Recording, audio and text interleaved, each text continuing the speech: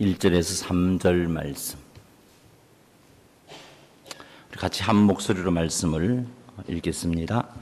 하나님의 뜻을 따라 그리스도 예수의 사도로 부르심을 받은 바울과 형제 소소데네는 고린도에 있는 하나님의 교회 곧 그리스도 예수 안에서 거룩하여지고 성도라 부르심을 받은 자들과 또 각 처에서 우리의 주 곧 그들과 우리의 주 되신 예수 그리스도의 이름을 부르는 모든 자들에게 하나님 우리 아버지와 주 예수 그리스도로부터 은혜와 평강이 있기를 원하노라. 아멘. 한번 기도합니다. 하나님, 고린도전서 말씀을 가지고 수요 예배 때 말씀을 나누고자 합니다. 하나님께서 이 말씀을 통해서 또 주님께서 우리에게 주시는 크고 놀라운 은혜들을 맛볼 수 있도록 인도하옵소서. 종을 붙잡아 주옵소서. 예수님의 이름으로 기도드리옵나이다. 아멘. 자, 우리 인사합시다. 은혜 받읍시다. 할렐루야. 할렐루야. 네. 방송실 수요 예배 PPT 뜨나요? 자, 뜨면 하나, 지도가 하나 있는데 좀 띄워주셨으면 좋겠습니다. 고린도전서는 바울이 고린도 교회에 보낸 편지입니다. 이 고린도 지역을 보면은 저기 아테네죠. 아덴 밑에 고린도가 있습니다. 그래서 반모섬에서 쭉 이렇게 오른쪽 아래쪽으로 내려가면 그렇게 이제 예루살렘이 나오고요. 이렇게 좀 먼 거리입니다. 이렇게 아테네 또 고린도 또 고린도 밑에 지도에는 표시되지 않았지만 갱그레아 밑에 보면은 이렇게 스파르타라는 도시가 있는데 아텐, 고린도, 스파르타 이 세 지역이 바울 당시 그리스의 3대 도시 국가입니다. 이곳에 바울이 2차 전도 여행 때 한 1년 6개월을 머물게 됩니다. 1년 6개월을 머물면서 하나님의 말씀을 가르치며 복음을 증거하고 교회를 세우게 되었던 곳이 고린도입니다. 자, 그런데 이 고린도는 항구 도시입니다. 저기 에게해와 아드리아해, 지중해 위쪽이 아드리아해인데 그쪽에 그 바다를 끼고 있으면서 상업을 한 아주 부유한 항구 도시입니다.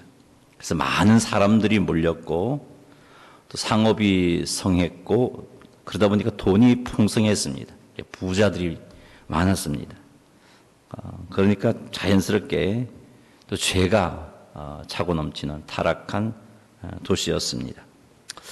고린도에 높다는 산이 있는데 그 산 꼭대기에 신전이 있었습니다. 그 신전이 아프로디테 신전입니다. 비너스 신전입니다. 이곳에 비너스 여신을 숭배하는 일을 했습니다. 이 신전에 약 1000명의 여사제가 있었습니다. 이 여사제는 종교의 이름으로 음행을 자행하는 종교적 창녀들입니다. 이들과 성행위를 하는 것이 그 아프로디테에게 제사 드리는 제사의 한 부분이었습니다. 그러다 보니까 이 고린도 지역의 사람들은 음행에 대해서 굉장히 자유했습니다. 죄라고들 생각하지 않았던 거죠. 자, 이런 지역에 있던 사람들이 복음을 접하고 예수 믿게 된 겁니다. 근데 그들이 예수 믿지만 여전히 환경은 죄가 관영했고 음행에 대해서 참 자유한 지역이다 보니까 과거에 자기들도 뭐 그렇게 살았고 그 상태에서 교회에 들어오다 보니까 이 음행에 대해서 교인들도 역시 심각하게 생각하지 않았던 거죠. 그래서 고린도 교회에는 교회 안에서 음행의 문제 때문에 바울이 그 고린도 교회를 책망하면서 바로 잡고자 하는 내용들이 기록되어 있습니다. 또 고린도 교회는 분쟁이 있었습니다. 파벌이 나뉘어져 있어서 나는 그리스도파다, 나는 바울파다, 나는 아볼로파다, 나는 게바파다 하고 그 교회가 하나 되지를 못했습니다. 서로 나뉘어져 있는 상태였고 이 고린도 교회는 영적으로 은사가 풍성한 교회였습니다. 근데 그 은사를 가지고 교회 유익을 위하여 하나님이 쓰라고 주신 건데, 자기 자랑, 내 은사가 네 은사보다 뛰어난 거고, 고로 내가 영적으로 더 월등한 존재다, 막 그런 식으로 은사를 잘못 사용했습니다. 주님의 성만찬 때도 이렇게 부유한 사람들은 부유한 사람들끼리, 가난한 자는 외면하고서 먹고 마시고, 이 성만찬을 통해서 부유한 사람들이 일찍 와서 먹고 마심으로 취해갖고 참 교회 안에 술 취한 모습으로 성찬을 하고 했던 그런 죄도 있었습니다. 예배의 의회가 아주 무질서했고, 또 심지어는 거짓 교사들이 들어와서 부활을 부인하고 있었죠. 자, 이런 상태에 대한 소식을 들었던 바울 3차 전도 여행 때 고린도 교회의 문제가 지금 이런 문제가 있고 교회가 어려워졌다는 소식을 듣고서 바울이 이 문제를 바로잡기 위해서 고린도 전서를 기록해서 고린도 지역에 보냅니다. 그 내용이 오늘 이제 앞으로 수요 예배 때 살펴볼 건데, 그런 이 고린도 전서 내용에는 음행을 책망하는 내용도 나올 거고, 분쟁을 책망하는 내용도 나올 거고, 영적 은사를 자랑하는 것들을 책망하는 내용도 나올 거고, 성찬에 대해서 잘못 사용하는 성찬에 대해서 책망하는 내용도 나올 거고, 무질서한 예배를 바로 잡고자 하는 바울의 모습도 나올 거고, 부활을 부인하는 거짓 교사들을 책망하는 내용도 나올 겁니다. 자, 이 문제를 알면 고린도전서의 내용이 무엇이다 하는 것을 우리가 이렇게 짐작하여 알 수가 있습니다. 이제 이런 문제를 바로잡기 위해서 고린도 교회에 편지를 보낸 이 바울의 편지를 가지고 한번 살펴보도록 하겠습니다. 1절부터 3절까지는 그 헬라적 편지의 전형적인 인사 형식을 취하고 있습니다. 헬라적 편지의 편지 인사는 A가 B에게 인사드립니다. 이게 편지 형식입니다. A가 B에게 내가 예를 들어서 내가 박춘자 권사님에게 편지를 쓰잖아요. 그러면 어떻게 쓰냐면은 내가 박춘자 권사님에게 인사드립니다. 이런 형식을 취하는 거죠. 자, 고린도전서 1장 1절에서 3절까지가 그런 내용인데, 그 편지 형식을 생각하면서 한번 읽어보겠습니다. 하나님의 뜻을 따라 그리스도 예수의 사도로 부르심을 받은 형제 바울과 형제 소스데네는 고린도에 있는 하나님의 교회 곧 그리스도 예수 안에서 거룩하여지고 성도라 부르심을 받은 자들과 또 각 처에서 우리의 주 곧 그들과 우리의 주 대신 예수 그리스도의 이름을 부르는 모든 자들에게 하나님 우리 아버지와 주 예수 그리스도로부터 은혜와 평강이 있기를 원하노라. 아멘. 좀 길지요? 간단하게 정리해 본다면 바울과 소스데네는 고린도에 있는 하나님의 교회에게 은혜와 평강이 있기를 원합니다. 이런 내용이죠. 이게 이제 편지 인사글입니다. 이렇게 간단하게 쓰면 될 건데, 바울은 자기 자신을 표현할 때 좀 길게 표현하고 있습니다. 어떻게 표현하고 있냐면은 하나님의 뜻을 따라 그리스도 예수의 사도로 부르심을 받은 바울이라고 그렇게 길게 자기를 소개하고 있습니다. 바울이 이렇게 자기 자신을 소개한 것은 고린도 교회 사람들이 바울을 몰랐기 때문일까요? 모를 리가 없잖아요. 바울이 세운 교회 아닙니까? 1년 6개월 동안 그곳에 머물면서 바울이 세운 교회입니다. 근데 바울을 모를 리가 없는 그들에게 바울을 이렇게 소개할 이유가 없는데 이렇게 길게 소개하고 있다는 것은 뭔가가 지금 문제가 있다는 거죠. 이렇게 소개를 해야만 하는 상황이라는 겁니다. 바울이 이렇게 자기 자신을 하나님의 뜻을 따라 그리스도 예수의 사도로 부르심을 받은 자라고 표현한 것은 고린도 교회 안에 거짓 선지자들로 인하여서 바울의 사도권을 부정하려는 경향이 있었기 때문입니다. 바울은 사도가 아니다. 바울이 어디 예수님의 제자고 예수님의 제자가 아니다. 사도라면 예수님과 함께 하면서 예수님에게 가르침을 받은 자라야 되지 않느냐 하면서 그렇게 바울의 사도권을 부정했던 거죠. 그 말 들어보니까 맞거든요. 바울이 언제 예수님의 제자로 부름을 받았냐? 예수님 돌아가셨을 때 교회를 핍박하려고 했던 교회를 잔멸하려고 했던 자가 바울인데 어떻게 바울이 사도냐? 그 말에 고개를 끄덕이며 호응할 수밖에 없는 상황입니다. 자, 그런데 바울은 누구에게 부름을 받은 사람입니까? 예수님에게 부름을 받았습니다. 다메섹으로 가는 도중에 바울이 예수님에게 직접 부름을 받고 예수님을 만나서 아라비아 광야에서 주님과 더불어 말씀을 배웠던 인물입니다. 그래서 바울 역시 사도 맞습니다. 자, 그런데 이 고린도 지역에 있는 거짓 교사들이 바울은 사도가 아니라고 그렇게 고린도 교회 성도들에게 자꾸 이야기를 하니까 들어보니까 그런 것 같습니다. 자, 이게 좀 심각한 문제가 되어집니다. 바울의 사도권을 부정하게 되면 바울이 1년 6개월 동안 고린도 교회에 가르쳤던 복음이 흔들립니다. 바울의 가르침이 거짓된 가르침이 되어질 수 있습니다. 믿음으로 구원 얻는다는 가르침도 잘못되어진 것으로 그렇게 이해할 수 있습니다. 부활을 언급한 바울의 내용도 엉터리다 그렇게 생각할 수 있습니다. 근데 이 거짓 교사들이 이 바울의 사도권을 부정함으로 바울의 가르침 복음과 그 외에 여러 가지 가르침들을 무너뜨리려고 하고 있는 거죠. 자신들의 가르침이 옳다는 것을, 부활이 없다는 거짓 교사의 가르침이 옳다는 것을 주장하려고 바울의 사도권을 부정하도록 그렇게 고린도 교회를 혼란스럽게 한 것입니다. 그래서 바울이 편지 인사말에서 가장 먼저 내가 하나님의 뜻을 따라 그리스도 예수의 사도로 부르심을 받은 자다라는 것을 강하게 표현하고 있는 겁니다. 고린도 교회 안에서 바울의 사도권을 부정하려는 시도는 결국은 교회를 허물기 위한 사단의 시도입니다.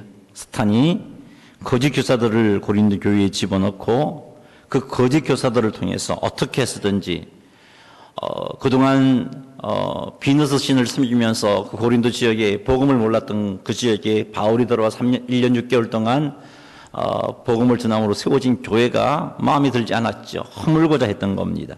그래서 그 고린도 교회를 허무는 가장 쉬운 방법은 바울, 그 교회를 세우고 그 교회를 목회하며 그 교회에 복음을 심어주었던 바울을 무너뜨리면, 바울의 가르침이 잘못되었다라고만 드러나기만 난다면 고린도 교회는 쉽게 무너질 수 있는 것입니다. 그래서 사탄은 이렇게 교회를 허물고자 거짓 교사들을 통해서 바울의 사도권을 부정하게 한 것입니다. 그래서 바울은 편지 인사말에서 하나님의 뜻을 따라 그리스도 예수의 사도로 부르심을 받은 바울이다라고 표현하고 있습니다. 여러분, 사단이 교회를 허무는 시도는 오늘날에도 지속되고 있습니다. 하나님의 교회를 허물기 가장 쉬운 방법이 이겁니다. 목회자와 성도와의 관계를 깨는 겁니다. 이것만 깨어지면요, 교회는 더 이상 부흥할 수가 없습니다. 여러분 한번 생각해 보십시오. 여러분과 저 사이의 관계가 깨어졌습니다. 제 얼굴도 보기가 싫어요. 제 이야기는 더더욱 듣기 싫습니다. 근데 교회는 옵니다. 올 때마다 예배 시간에 제가 말씀을 전합니다. 주일 오전 예배 때 여러분이 앉아 있습니다. 목소리도 듣기 싫은데, 얼굴도 보기 싫은데 여러분 앉아서 1시간 동안 제가 전하는 설교를 들어야 합니다. 그러면 공예배에 한 번, 두 번 빠지고 싶습니다. 보기가 싫으니까, 듣기가 싫으니까. 그래서 한 번, 두 번 빠지지 않고 자리를 지킨다 할지라도 그런 마음에 말씀이 들어갈 리가 없습니다. 하나님의 말씀이 들려질 수가 없습니다. 그럼 자리만 지키는 거죠. 그럼 교회는 점점 병들어집니다. 하나님의 말씀으로 온전해질 수가 없습니다. 점점 병들어지니까 자연스럽게 무너져 버리는 겁니다. 그래서 사단은 이런 방법으로 고린도 교회를 무너뜨리려고 한 것이죠. 거짓 교사들을 통해서 바울의 사도권을 의심하게 만들고, 이렇게 해서 바울이 가르쳤던 가르침도 무너뜨리고 앞으로 바울이 그 잘못됨을 세워주고자 하는 그런 새로운 가르침에 대해서도 귀닫아버리게 만드는 그런 방법으로 이렇게 고린도 교회에서 바울의 사도권을 의심하게 만들었던 겁니다. 사랑하는 성도 여러분, 이와 같은 사단의 공격은 오늘도 지속되고 있다는 것을 우리가 명심하고, 혹 여러분의 마음에 목회자가 선포하는 말씀에 귀닫게 만드는 무언가가 있다면 이것은 결코 하나님께서 나에게 주신 것이 아니다라고 알아야 됩니다. 그것은 사탄이 우리 교회를 허물기 위한 우리를 향한 공격인 줄 알아야 됩니다. 사단은 이 일을 위해서 여러분의 마음속에 때로는 목회자에 대해서 섭섭한 마음을 집어넣을 수 있습니다. 때로는 목회자의 실수에 대해서 용납하지 못하는 마음을 집어넣을 수도 있습니다. 때로는 목회자가 일처리하는 그 일처리 방법이 마음에 들지 않게 강하게 느끼기도 만듭니다. 혹은 내 생각과 다른 일을 추진할 때 온갖 섭섭한 생각도 들고 한번 두고 보자, 잘 되나 한번 보자 하는 그런 마음을 품게 합니다.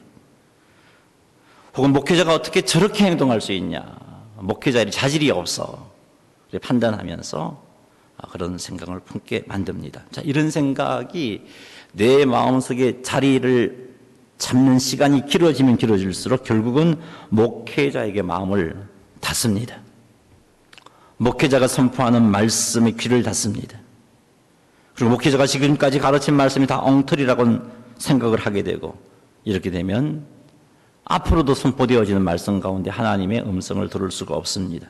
교회는 점점 병들게 됩니다. 이것이 사단이 교회를 허무는 방법입니다. 사랑하는 성도 여러분, 그러니 여러분은요, 사단이 이런 방법을 알고 우리가 이런 방법에 이런 공격에 넘어지지 않기 위해서 해야 할 일이 있습니다. 첫째로 목회자를 위해서 기도를 많이 하셔야 됩니다. 하나님, 우리 목사님이 말씀을 잘 선포할 수 있도록 붙잡아 주십시오. 기도하셔야 되는 거죠. 날마다 기도하셔야 돼요. 목회자를 위하여 기도를 많이 하는 성도는 결코 이런 문제 앞에 안 넘어집니다. 하나님, 우리 목사님이 저 유혹에 넘어지지 않도록 붙잡아 주십시오. 여러분, 목사도요, 사람 아닙니까? 목사도 저 유혹이 있어요. 아니, 여러분보다 어쩌면 더 많은 유혹을 받습니다. 왜요? 사단은 목회자 한 사람만 넘어뜨리면 교회가 병든다는 걸 너무나 잘 알기 때문에 더 강하게 공격합니다. 여러분이 저를 위해서, 우리 목회자들을 위해서 기도해 주셔야 되는 거죠. 제 유혹이 넘어지지 않게 해달라고 기도하셔야 되는 거예요. 하나님, 우리 목사님 성령 충만케 해주십시오. 권능과 능력으로 무장해서 능력의 말씀을 선포할 수 있게 해주십시오 라고 여러분이 간절히 기도하는 시간이 많아지면 많아질수록 목회자를 향한 마음들이 하나님 앞에 아름다운 모습으로 세워질 수가 있습니다. 그런데 가만히 살펴보니까 별로 기도하는 게 없어요. 한 달 정도 보니까 공예배 때는 한번 기도 언급합니다. 기도의 폼들이 있으니까. 없어요. 보니까 1년에 별로 기도하는 게 없어요. 그러면요, 사단이 주는 이런 공격에 대해서 우리는 쉽게 무너져 버립니다. 그러니 교회의 건강을 위해서 목회자를 위하여 많이 기도해 주십시오. 여러분, 기도는 어떤 겁니까? 방법이 없으니까 한번 해보는 게 기도입니까? 아니잖아요. 기도는 문제 해결의 열쇠 아닙니까? 기도는 하나님께서 우리에게 주신 강력한 무기입니다. 그러기에 여러분, 목회자를 향한 여러분의 기도는요, 하나님이 일하게 만드십니다. 이 교회가 어떤 교회입니까? 하나님이 세우신 교회 아닙니까? 어떻게 세웠습니까? 예수 그리스도께서 십자가에서 죽으심으로 세워진 교회 아닙니까? 그 교회가 건강해지는 것 하나님께서 가장 원하시는 건데, 여러분들이 목회자를 위해서 이렇게 기도할 때 왜 하나님이 그 기도를 안 들으시겠어요? 기도하셔야 되는 거죠.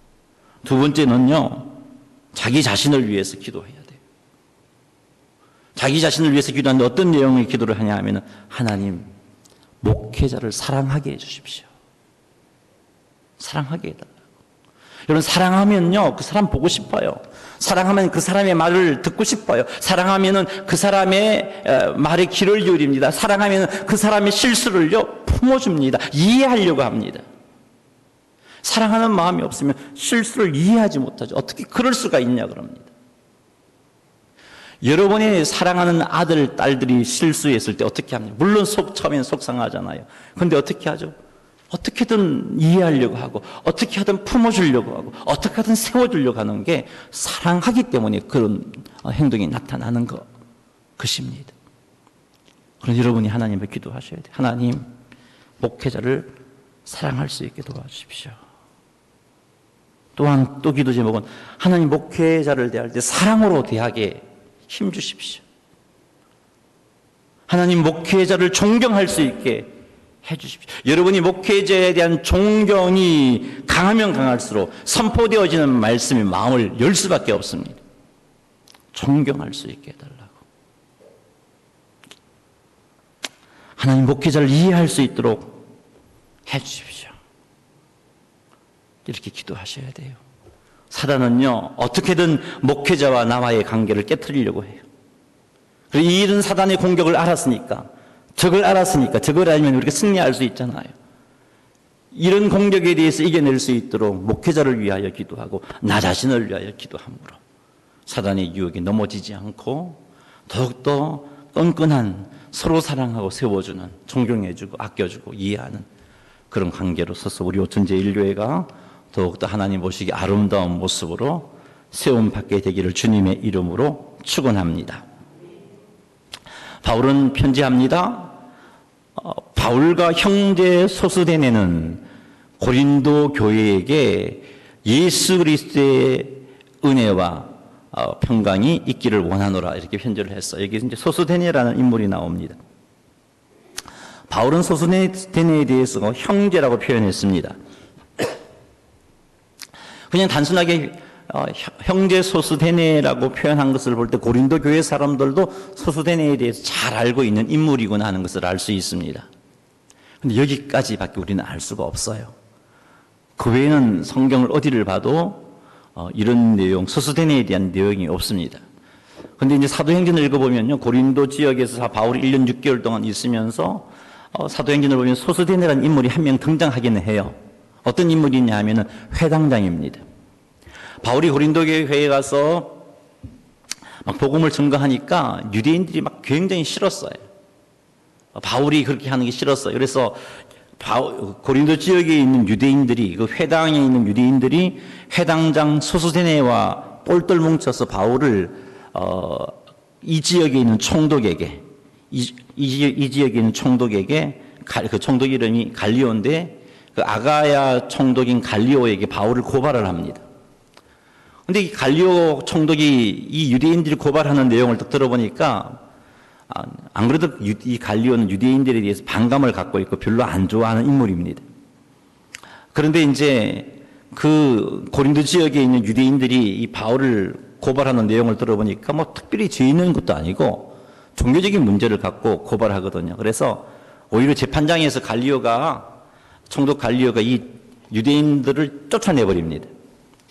유대인들이 쫓겨나니까 고린도 지역에 있는 이방인들이 그들 역시 이때의 분위기가 반유대적인 감정을 갖고 있었습니다. 그러니까 총독으로부터 외면당하고 무시당하는 이 소스데네를 그 지역에 있는 이방 사람들이 구타를 합니다. 그랬던 내용이 이제 그 고린도 지역에 일어났는데 그런 내용이 언급되고 있습니다. 그래서 그렇다고 해서 이 소스데네가 고린도전서 1장 1절에 나오는 동일 인물이다라고 확정은 할 수는 없는데 어떤 이제 성경학자들은 그렇게 해석하는 분도 있습니다. 그 소스데네가 이 소스데네다. 바울을 대신하여 매를 맞는 과정 가운데 하나님의 은혜를 입어서 예수님을 영접하게 되었고 예수 믿는 자로서 고린도 지역 사람들 이 사람으로 알고 바울과 함께 복음 사역에 힘썼던 자였을 것이다 추측하는 학자들이 있습니다. 그러나 어쨌든 더 이상은 알 수가 없어요.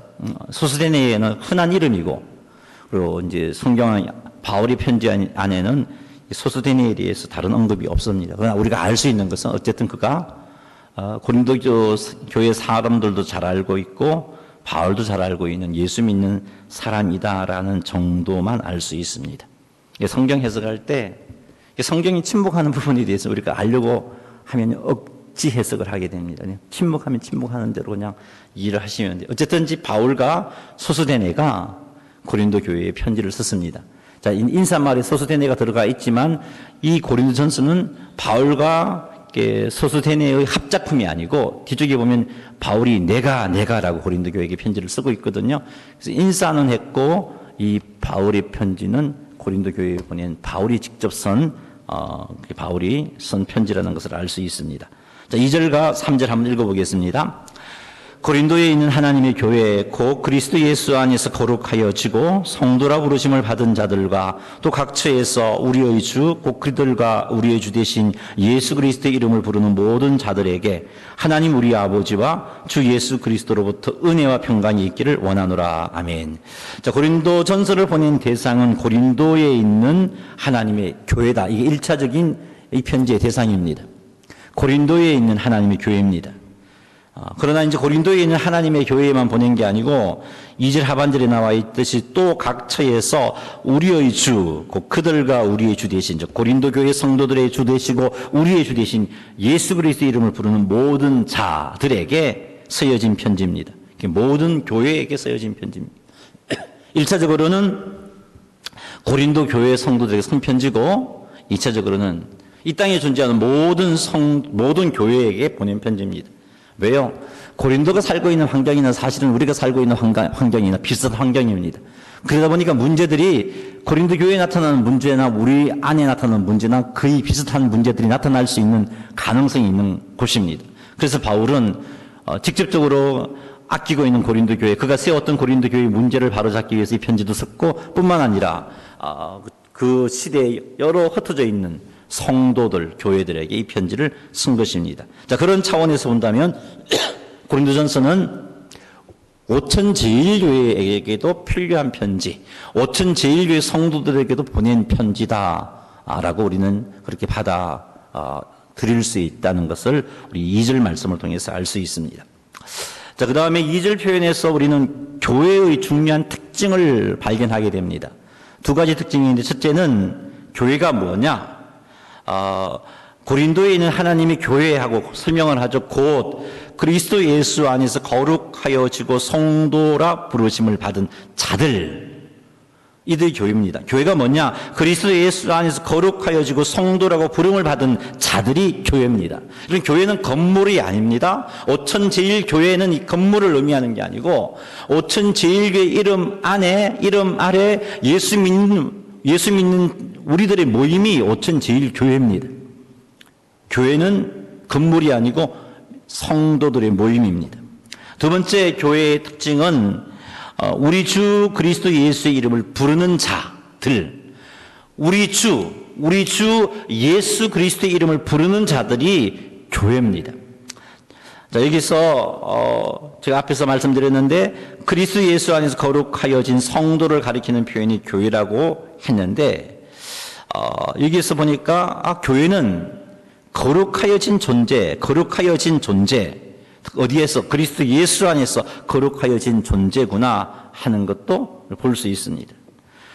거룩한 삶을 살고 있는 자들을 불러 모은 공동체라면은요, 거룩하여진 존재라고 쓰지 않습니다. 그렇겠죠? 원래부터 거룩하여진 자들을 불러서 교회를 만들었다면 거룩하여진 성도라고 하지 않죠. 거룩한 자들이라고 했겠죠. 그런데 교회를 가리켜서 그리스도 예수 안에서 거룩하여지고라고 한 표현을 볼 때, 교회의 특징은 과거에 허물과 죄로 죽었던 자들, 죄악 가운데 범벅이 되어서 정말 죄인 중의 개수들, 그들이 그리스도 예수 안에서 거룩하여진 은혜를 입은 그런 공동체가 교회구나 하는 것을 알 수 있습니다.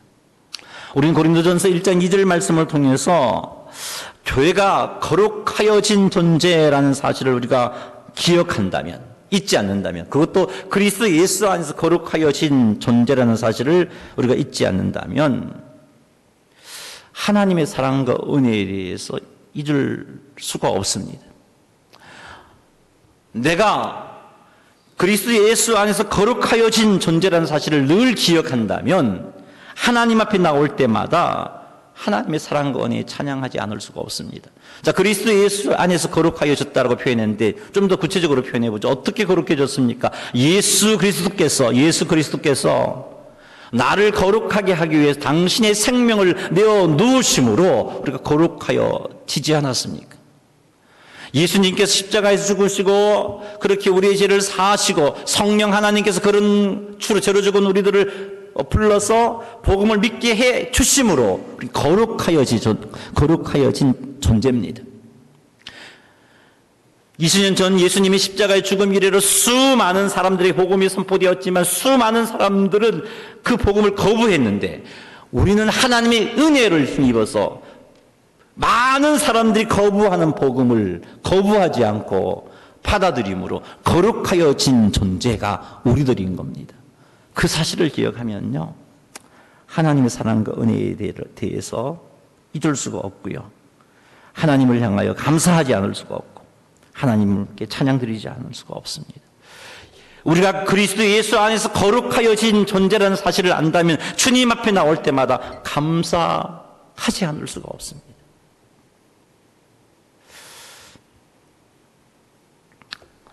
우리는요, 참 별 수 없어요. 돌아서면 죄 짓고 돌아서면 죄 짓는 존재들 아닙니까? 그렇잖아요. 우리는 그런 자들이란 말이죠. 성령께서 함께하고 계심에도 불구하고 순종하지 않고 또 죄 짓고 또 죄 짓는 존재들이 우리들인데, 그런 우리들을 불러서 거룩하여진 존재로 만드시고 그런 우리들을 포기하지 않고 하나님의 열심으로 마침내 하나님 앞에서 그리스도 예수님의 은혜를 힘입어 거룩하고 흠이 없는 존재로 세우신다는 하나님의 약속들을 생각해 볼 때 주님 앞에 나올 때 어찌 감사하지 않을 수가 있습니까? 어찌 감사하는 마음을 찬양하지 않을 수가 있겠습니까? 우리 모든 동일하게 거룩하여진 존재인데, 동일하게 하나님의 사랑과 은혜를 입고 거룩하여진 존재인데 어찌 내가 너를 보고 정죄하고 판단하고 무시하고 외면하고 할 수 있겠습니까? 교회가 무엇인지 안다면 우린 그럴 수가 없어요. 교회는 그리스도 예수 안에서 거룩하여진 존재라는 사실을 명심한다면 지체도 사랑하게 되고 하나님도 사랑하게 되고, 나를 위해서 예수님께서 십자가에서 죽으심으로 나를 거룩하게 하여 불러주셨고, 너를 위해서도 예수님께서 십자가에 죽으심으로 너를 거룩하게 하여 불러주신 우리들이 오천 제일교회 성도들 아닙니까? 그런데 우리들은 바라볼 때에 이런 은혜를 안다면 용납하게 되고 품어주게 되고 사랑하게 되고 하나님께 감사하게 되고 하나님의 사랑과 은혜에 대해서 감격함으로 찬양하게 되는 것입니다. 사랑하는 성도 여러분, 우리가 그리스도 예수 안에서 거룩하여진 존재라는 사실을 잊지 말고 하나님께로 나올 때마다 감사하는, 하나님께로 나올 때마다 감격하여 찬양하는 여러분이 되시기를 주님의 이름으로 축원합니다. 그리고 지체들을 대할 때 섭섭한 마음이 들 수도 있고 정말 어찌 저렇게 행동할 수밖에 없나 하는 생각도 들 수도 있고 저렇게 살아서는 하나님의 영광을 가릴 텐데라는 생각도 들 수도 있고, 그렇다 할지라도 저 사람 없었으면 좋겠어, 우리 교회 공동체에서. 저 사람은 우리 교회 공동체를 떠났으면 좋겠어. 이런 마음은 결코 교회로 불러주신 하나님의 마음이 아닌 거죠. 더욱더 그를 위해서 기도해주고 하나님께 은혜를 힘입어 은혜를 구하여 또 그들을 품어주고 사랑하는 삶을 살아가시는 여러분 되시기를 주님의 이름으로 축원합니다. 주님의 이름으로 축원합니다. 네, 자, 이렇게 아멘 크게 해주시면 좋겠어요. 자, 그 다음에 또 한 가지, 두 번째 교회의 특징이 우리 주 예수 그리스도의 이름을 부르는 자들이 교회라고 말씀드렸습니다. 그러기에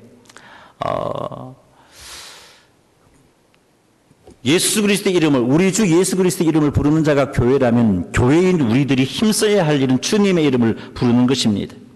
주님의 이름을 부른다는 것은 우리 주 예수 그리스도의 이름을 부른다는 것은 우리 주 예수 그리스도를 우리의 구원자로 믿는다는 것이고 우리 주 예수 그리스도를 우리의 주님으로 믿는다는 것입니다. 따라서 교회인인 성도들은 예수님을 구원자로 믿고 예수님의 이름을 불러야 됩니다. 허물과 죄로 죽었던 우리들이 하나님의 은혜, 성령님의 역사로 이미 예수님을 구원주로 믿고 있지만 그것을 끝내지 말고 매일매일 삶 속에서 우리의 구원자 예수님의 이름을 불러야 되는 것입니다. 죄의 유혹에 넘어지지 않고 승리하기 위해서 주의 이름을 불러야 됩니다. 그게 뭡니까? 기도하라는 거죠. 악에게 지지 않게, 시험에 들지 않게 해달라고 기도하라고 예수님이 가르쳐 주신 것처럼 죄와 유혹에 넘어지지 않고 승리할 수 있게 해달라고 우리의 구원자 예수 그리스도의 이름을 부르면서 기도해야 되는 거죠. 그게 교회입니다. 세상의 빛과 소금으로서의 삶을 살기 위해서 우리의 구원자 예수님의 이름을 불러야 되는 겁니다. 사명 감당하기 위해서 우리의 구원자 예수 그리스도의 이름을 불러야 됩니다. 이게 교회입니다. 여러분, 그 말은 예수님의 이름을 부르는 자가 교회라는 그 말은 주의 이름을 부르지 않으면 교회로서의 삶에 실패한다는 것입니다. 죄와 싸워 승리해야 하기를 원하는데 기도하지 않으면요 실패합니다. 사명을 감당해야 하는데 그 사명 감당하기 위해서 주의 도움을 부르지 않으면 실패합니다. 빛과 소금으로서 살아가야 할 우리들이 빛과 소금으로 살아가기 위해서 주의 이름을 부르지 않으면 실패할 수밖에 없습니다. 사랑하는 성도 여러분, 여러분은 얼마나 우리의 구원자 예수님의 이름을 부르고 계십니까? 얼마나 부르고 계신가요? 정말 우리가 교회라면 우리의 구원자 예수님의 이름을 불러야 하는데 오늘 하루 얼마나 주님의 이름을 부르며 사셨습니까? 빛과 소금의 사명을 감당하기 위해서 예수님의 구원의 손길을 사모하며 기도해야 하는데 얼마나 사모하며 기도하셨습니까? 오늘 하루. 죄와 싸워 승리하기 위해서 역시 예수님의 구원의 손길을 사모하며 기도해야 하는데 얼마나 그 문제를 의식하면서 죄와 싸워 승리하기 위해서 오늘 하루 얼마나 기도하셨습니까?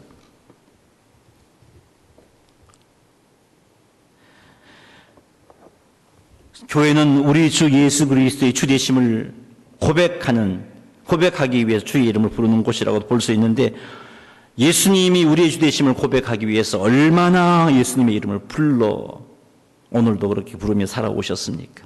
직장에서 가정에서 우리의 삶의 모든 영역에서 얼마나 주님의 주되심을 인정하기 위하여 주의 이름을 불렀습니까? 이것도 주의 주되심을 인정하는 건 내 결심 갖고 안 되잖아요. 주님의 이름을 불러야 돼요. 얼마나 부르셨어요? 우리가 교회라면, 우리가 성도라면 각 처에서 우리의 삶의 현장에서 주님의 이름을 불러야 성도답게 살 수가 있습니다. 그러니 우리가 교회인 것을 명심하여 순간순간 주님의 이름을 부르시는 성도님들이 되시기를 주의 이름으로 축원합니다. 우리의 구원자 예수님의 이름을 부르십시다. 구원자 예수님의 이름을 불러야 돼요. 우리의 주 되신 예수님의 이름을 날마다 불러야 돼요. 아침에 눈을 뜨면서 오늘도 하나님 구별되게 살 수 있도록 도와주십시오 하고 기도해야 되는 거죠. 그게 교회니까요. 그런데 오늘 눈 뜨면서 가장 먼저 한 게 무엇입니까? 식사를 대하면서 우리의 생명의 공급자 되신 예수님을 기억하고 예수님의 이름으로 감사해야 되는데 여러분 식사 기도 때 무엇을 기도했습니까? 아니요, 그냥 생략해버리고 아니면 그냥 아무 생각 없이 너무 늘 하던 습관을 따라 그냥 눈 감고 눈 뜨고 생활 중 문제를 만났을 때 절망만 하지 말고 우리의 구원자 예수님의 이름으로 기도해야 합니다. 그게 성도고 그게 교회입니다. 순간순간 주님의 이름을 불러야 되죠. 그리고 잠자리에 들면서 스마트폰 만지다가 스르르 잠들지 말고 우리 주 되신 예수 그리스도 이름을 부르면서 오늘도 지키시고 인도하시고 보호해 주신 은혜에 대해서 감사하며 주의 이름을 부르는 그것이 교회입니다. 우리를 그리스도 예수 안에서 교회로 불러주신 하나님의 은혜를 기억하며 교회답게 살아가시는 성도님들이 다 되시기를 주님의 이름으로 축원합니다. 3절 말씀 읽겠습니다. 하나님 우리 아버지와 주 예수 그리스도로부터 은혜와 평강이 있기를 원하노라. 저만 읽은 것 같아요. 같이 읽었죠? 다시 한번 읽어봅시다. 시작. 하나님 우리 아버지와 주 예수 그리스도로부터 은혜와 평강이 있기를 원하노라. 아멘. 네, 바울은 하나님 우리 아버지로부터 또 주 예수 그리스도로부터 성도들에게 교회들에게 은혜와 평강이 있기를 원한다라고 인사하고 있습니다. 참된 은혜, 참된 평강은 어디서 오는 것이냐? 하나님에게서 오는 겁니다. 예수 그리스도에게서 오는 것입니다. 참된 은혜, 참된 평강, 사람, 뛰어난 능력 있는 사람에게서 오는 것도 아니고 물질에게서 오는 것도 아닙니다. 예수 그리스도 하나님에게서 오는 겁니다. 그러기 참된 은혜와 참된 평강을 사모한다면 우리는 예수 그리스도의 이름을 불러야 합니다. 우리 주의 이름을 부르면서 합시다. 주의 이름을 부르는 자는 구원을 얻으리로다. 여러분, 이렇게 고백하며 찬양하는데 왜 안 부르고 사셨어요? 불러야죠. 주의 이름을 부르는 자들이 구원을 얻으리로다 한 것은 그냥 예수 믿을 때만 예수 믿을 때만 주여 하는 게 아니란 말이죠. 오늘도 예수 그리스도의 이름을 불러서 하나님 우리 아버지로부터 그리고 우리 주 예수 그리스도로부터 오는 은혜와 평강이 여러분에게 차고 넘치게 되기를 주님의 이름으로 축원합니다. 할렐루야. 네. 교회 소식 전하겠습니다.